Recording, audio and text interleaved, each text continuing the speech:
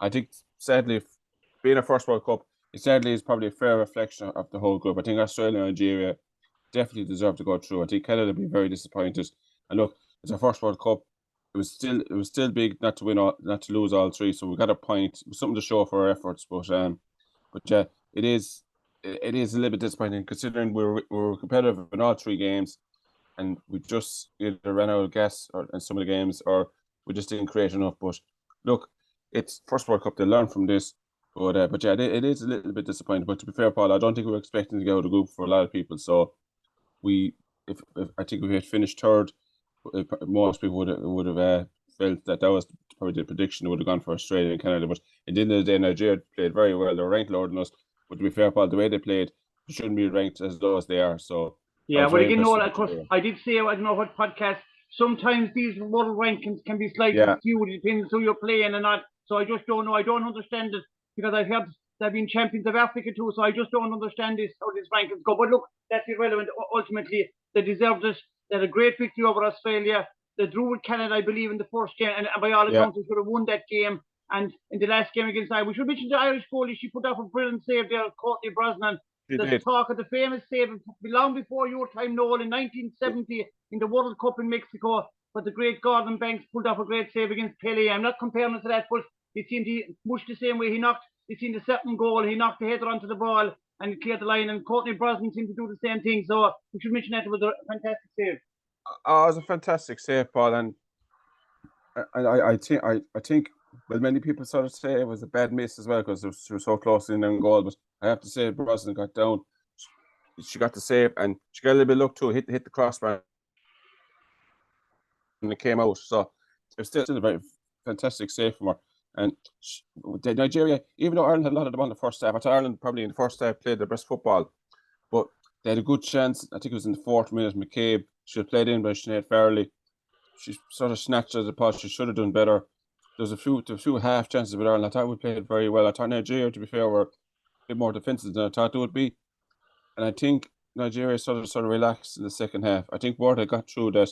Yeah. Canada were losing 2-0 down. So actually, I think Nigeria upped a little bit in the early parts of the second half. And again, Paul, that 10 minutes after half time, that chance that you mentioned that Courtney Brosnan saved, that was, I think it was in the 51st minute. So again, other than a fantastic save by Courtney Brosnan, we could be here still talking about the last 5 minutes of the first half, or maybe the first 10 minutes of the second half. It's just, and to be fair, Ireland sort of, I wouldn't say retreated, but didn't seem to have the same energy at the start of the second half as they did in the first half, not after 15-minute break. So it is a concern. This keeps happening for Ireland, but in the second half, they hardly, I think, other than the one chance they had with Denise O'Sullivan, I think it was a long throw. She was played in, and she didn't get her shot off in time, and it was well blocked.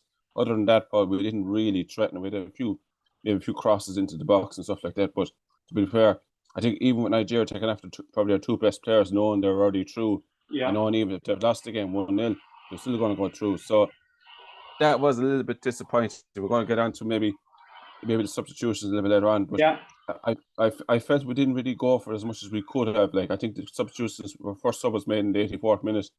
I thought they needed a little bit of freshness before that. But we look at the point on the board. There's something to show for our efforts. It's the first point in a Women's World Cup.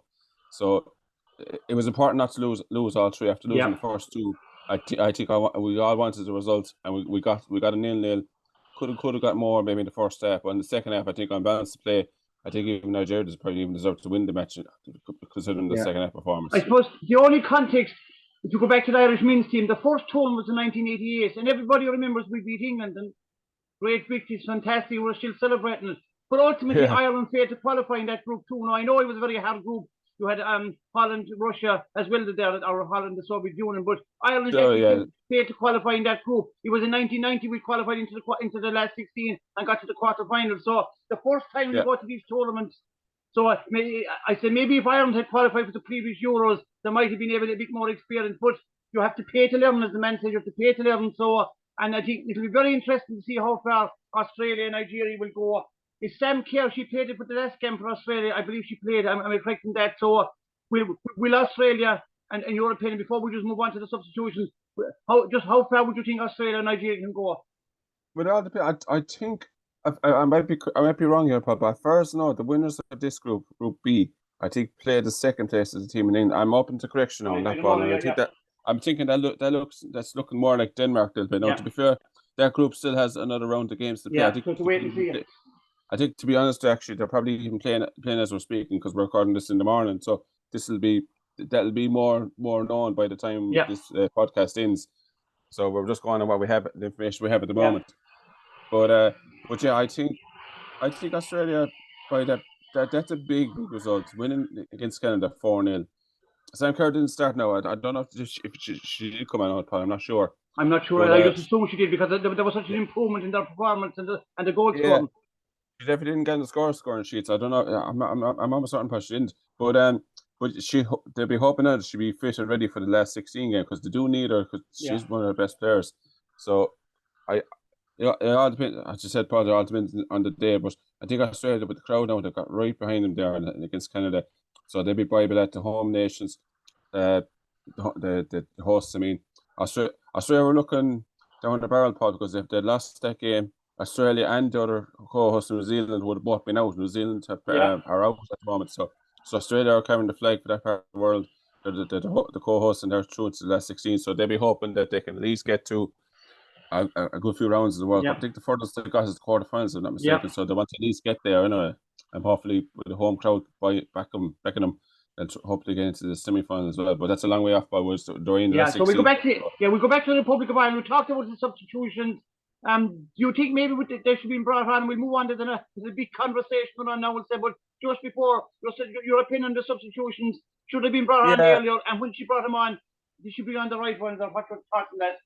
Yeah, I thought, Paul, the game was crying out for a bit more energy. I thought that they were, like, even Ajay had brought on a couple of subs for Ireland, and I thought the 84th minutes, I think there was needed for a bit of freshness in the team, to be honest with you, Paul. I think, I'm not saying bringing on subs for the sake of it.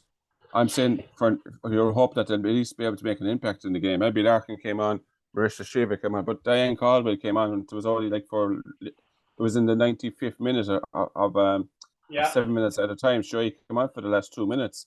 Now, I don't know, was it just or maybe that she was the most experienced player to get onto the pitch, and it was a defensive sub as well. Like, I thought we should have gone for a little bit more. I think that's, if I was criticising our substitutions, they weren't, I wouldn't say brave enough, but I felt they were, bringing on a sub and a centre back in the 95th minute in the game, 0-0. I thought, I don't know, but if we're winning 1-0 or 2-1 under pressure, you could understand that. But yeah, but I think let's go for it. I feel like, I think Nigeria in the last 10 minutes, although to be fair, they were looking more like scoring than us, to be honest with Paul, in that second half. I feel we could have gone for a little bit more, Paul. I think even if we bring on the 10 minutes earlier, like the 74th minute, at least give the substitutions a bit of an impact, at least a bit of a chance. To be fair, what can a sub do the first two subs in the 84th minute? If you don't have much at a time, you're looking at max 6 minutes, and then maybe 1 or 2 for. Normally in football, 4 minutes seems to be the going rate. So you expect yourself to have 10 minutes. To be fair, like, you're not going to be able to change the game too much in 10. But no. So I do feel the substitutions were brought on a little bit late there, and I get. We're going to get on to maybe the Cabe and the road. Yeah, we're going to do now. We're just leading into now. So there seems to be some. Now, I didn't see the game live at all. I didn't get to see it. Was only fun in the scoring. But it seems that 10 minutes before the Irish captain came in, you saw the match. Tell me exactly what happened. Did you see what happened? I think it's around the 66th, 67th minute. Cabe seems to be going over towards the bench. I think it was a free kick she had given away. I think she lost possession of the ball, and she gave the Nigerian a little kick, and then she got pulled up for it. I think what happened was she seemed to be adjusting to the bench, like something that and it was picked up by the RT commentator, I think Stephanie Roach, that Katie was saying something to Vera Powell. Now, as it transpired, what she was saying was, we need energy, we need substitutions, we need to make changes. Yeah, fresh legs. That's fresh legs. Yeah. Now, Vera Powell responded, I think maybe in a way that this is a question of authority. Maybe I think that's the way she came across in the press conference after the match. She was saying that Katie McCabe's not the coach. I am. I'm not taking off my best player, Now, by the sounds of it, Katie McCabe, I think, wanted changes down her wing, and she obviously didn't want to meet herself. So Sinead Farrelly, unfortunately, now has been brought into this controversy with the press conference that Vera Poe did. So So just so the listeners know, there was a press conference after all these matches. The manager had to do a press conference with the media, and this seems to be the number one thing on. So she was asked what to say, and Vera Poe has mentioned Sinead Farrelly by name, and unfortunately now she's been dragged into this between Vera Poe and Katie McCabe. Even before the World Cup, McCabe and particularly McCabe in the press conference for the French match, the friendly match, she said that we've had discussions, professional discussions, we've had disagreements. Katie McCabe has said, and she was very open about that. Vera Poe was very open. Vera Poe was very open too on the press conference after the match. She said, "Look, Katie McCabe asked me about something about changing fresh legs, freshness." She said, Vera Poe said, "Look, Katie McCabe's not the coach. I am." I says, "I'm not." She said, "I'm not taking off my best player," and she didn't say who that was. But then later, she was more problem for the journalist. She mentioned Sinead Farrelly's name. Right. So by the sounds of it, Katie McCabe wanted changes because normally Sinead Farrelly doesn't play more than 60, 70 minutes because obviously she's just returned to football. Yeah. She was there 7 years. She was 7 years retired pretty much after that. She was in a car crash in 2015 and looked like her football career was over. So unfortunately, now she's been dragged into this, and a lot of people say it's very, very unfair of McCabe to be demanding. Well, not maybe demanding, but asking for changes. They feel she's overstepped the mark, and I think myself she has. Particularly when you go to the coach and say we need changes. You're the captain. You just get on with the match. Let the coach make the changes. Now, I said earlier on myself that the team needed freshness. I think the team needed substitutions, but it's not of a player to. I feel to demand a coach make changes. The coach makes changes when she or he wants to, not the players. Yeah. So there's a round rule. Again, before we finish up this point, there is a context. Before the tournament started, there was, and we actually spoke about it ourselves when we recorded a piece behind it. The media were picking about something that happened 5-6 years ago. There seemed to be before they left Ireland to fly out, there was a press conference, a very uncomfortable press conference, but the whole context was the question, manager was being asked questions, and the media seemed to be, as I use the phrase, they were stirring the pot. They were stirring the pot, is the phrase I use. This is before the ball was even kicked. This is now laid on again all over social media. This is the number one item. They're all talking with various people, stirring the pot, as I call it. And it seems to me, I don't know, to me, maybe looking in, I know, just as a complete observer on the outside with no inside knowledge, it looks to be coordinated to me anyway. That this is not just happening by chance. If there was nothing before the tournament to say, okay, but when this was stirring before the tournament, and now it's on straight away, to me, there's something going on here. And as far as I know, the manager's contract is up and her contract is up at the end of this tournament. So she hasn't. So I just very interested in that. Your thoughts? Yeah, I think the piece around about there was a piece done at the Athletic website, if I was and it brought up the controversy again that was back in December, and it sort of resurfaced again the allegations that Vera Poe had when she was. And there were anonymous allegations too. That's right. And I mentioned to a couple of weeks ago before the World Cup that I didn't like that. I think if you have a problem with a coach, that you should put your name to it, because I feel it's very unfair on Vera Poe that she's been accused of this.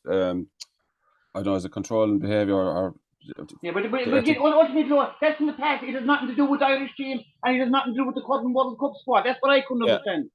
Yeah. I think by the sounds of it, unless America has pretty much banished her by the sounds of it, and other coaches who are found in this report. Now, I'm not sure the whole context of it, but this is baggage now that Vera Poe is coming with, and I think the reason why people are asking about her position is because the FAI backing has gotten very cold lately.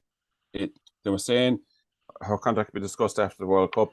There has been reports that Jonathan Hill was going to speak to the media in Australia, but he's gone very quiet as well. He hasn't said anything. Normally when this sort of stuff happens, there's like a PR sort of, we're back in Vera for the World Cup. We're going to wish them all the very best. Yeah. There hasn't been a peep from anybody in power in the FAI. They may or may not be something in the next couple of days, but it just seems that there's baggage sadly now coming with Vera Poe that she can't control, and I think the FAI might just think, look, if the contract was for the next 2 years, I don't think the FA, my own personal opinion, Paul, would have the guts to actually sack her. Yeah. I think the fact now that you can just let her go. Yeah, like without, Greg yeah, here, yeah.